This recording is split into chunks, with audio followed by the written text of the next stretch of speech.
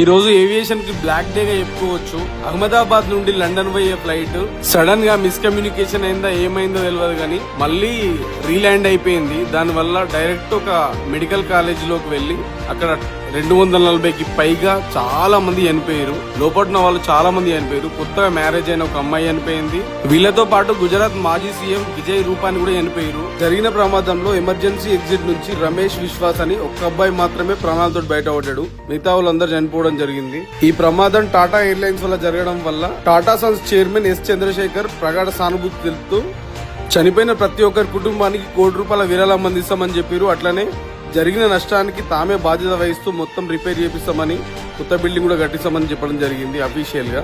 ఈ ప్రమాదం జరగడానికి రీజన్ ఏంది అనేది ఇండియన్ గవర్నమెంట్ కంప్లీట్ గా వివరాలు తెలుసుకుంటుంది. ఈ ఇన్సిడెంట్ వల్ల ఎవరికైతే గాయాలైనాయో ప్రమాదంలో ఉన్న ప్రతి ఒక్కరికి వైద్య చికిత్సలు వాళ్ళకి సంబంధించిన కంప్లీట్ కేర్ వీళ్ళే తీసుకుంటారని టాటా గ్రూప్ ఒప్పుకోవడం జరిగింది.